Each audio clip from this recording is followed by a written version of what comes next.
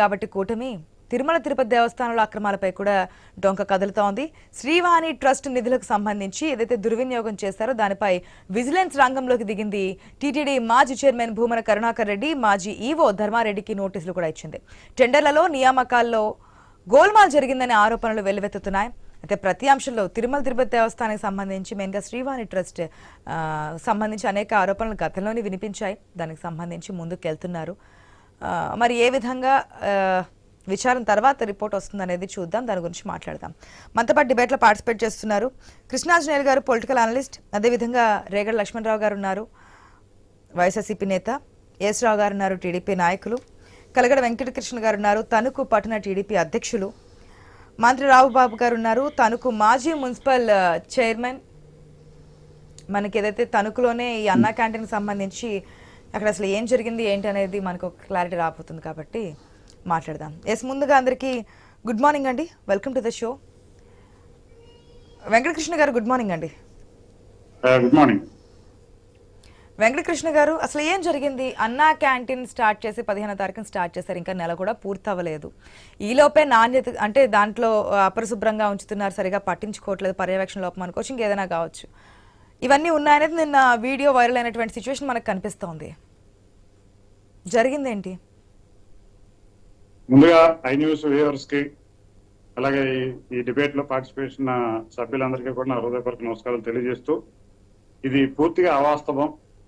ఎందుకంటే గత 4 రోజుల నుంచి అవుతున్న ఈ వీడియో వైరల్ అవుతున్న సందర్భం ఏంటంటే, యాక్చువల్ గా ఎవరైతే భోజనం చేసి వాళ్ళు చేతులు కడుక్కుంటారో ఆ ట్రేలో ఈ ప్లేట్లన్నీ డ్రాప్ చేసి చేతులు కడుక్కోవడం వల్ల ఆ ప్లేట్లన్నీ తీసి పక్కన పెట్టే క్రమంలో ఒక వైసీపీ కార్యకర్త ఈ పరిణామాన్ని వీడియో తీసి దాన్ని సరిపడగా అతను కట్ చేసి దాన్ని వైరల్ చేయడం జరిగింది. ఇది పూర్తిగా అవాస్తవం. ఎందుకంటే హరే రామ హరే కృష్ణ ఫౌండేషన్ వారు చాలా హైజెనిక్ గా ఈ కార్యక్రమాన్ని టేకప్ చేయడం జరిగింది. ఎందుకంటే వాళ్ళు ప్రతి దాన్ని కూడా స్టీమ్ తో శుభ్రం చేసి దాన్ని ఇక్కడికి సప్లై చేసి అదంతా కూడా ఇక్కడ ఎవరైతే అన్నా క్యాంటీన్ లో భోజనం చేస్తున్నారో వాళ్ళందరికీ కూడా పరిశుభ్రమైన టిఫిన్స్ కానీ భోజనాలు కానీ కూడా సప్లై చేయడం జరుగుతుంది. ఎందుకంటే గత 4 రోజుల్లో నేను కూడా క్యాంటీన్కి వెళ్ళడం జరుగుతుంది. చాలా మంచి పరిశుభ్రమైన వాతావరణంలో ఈ ఫుడ్ సప్లై చేయడం జరుగుతుంది. ఎందుకంటే ఏ అయితే వాష్ బేసిన్ లో పెట్టిన ప్లేట్లని వాళ్ళని వీడియో తీసి దాన్ని వీళ్ళు అదే ప్లేట్లను శుభ్రం చేయకుండా వారికి సర్వ్ చేస్తున్నారని చెప్పి ఒక దురుద్దేశంతో కూడినటువంటి ఈ వీడియో తీసి ప్రకటన చేసి దీన్ని వైరల్ చేయడం జరిగింది. ఇది ఒకటే గుర్తుంచుకోవాలి, మనం తెలుగుదేశం ప్రభుత్వం చాలా ప్రతిష్టాత్మకంగా చేపట్టినటువంటి ఈ కార్యక్రమంలో గతంలో వైఎస్ జగన్ గారు ముఖ్యమంత్రిగా వచ్చినప్పుడు ఈ వైఎస్ఆర్ క్యాంటీన్లు అన్నింటినీ కూడా కూల్చివేయడం జరిగింది. మీరు గతంలో గమనించాలి. అటువంటి పరిస్థితిలో ప్రతి పేదవాడికి పట్టెడు అన్నం పెట్టాలని చెప్పేసి ఈ తెలుగుదేశం ప్రభుత్వం గత నారా చంద్రబాబు నాయుడు గారు ప్రయత్నం చేయడం జరుగుతుంది. ఈ ప్రయత్నంలో భాగంగానే వాళ్ళ అన్నా క్యాంటీన్స్ వారు పూడ్చి వైఎస్ఆర్సీపీ వాళ్ళు పూడ్చి దాన్ని ఏ రకంగానే పేదలకి అన్నం అందకూడదనే చెప్పి ఆయన ప్రయత్నం చేయడం జరిగింది. అలాగే గత 3 సంవత్సరాల నుంచి తణుకు పట్టణంలో కానీ అత్తిలి మండలంలోని అత్తిలి గ్రామంలో కానీ నిరాటంకంగా ఈ అన్నా క్యాంటీన్ మేము అందరం కూడా రన్ చేయడం జరుగుతుంది.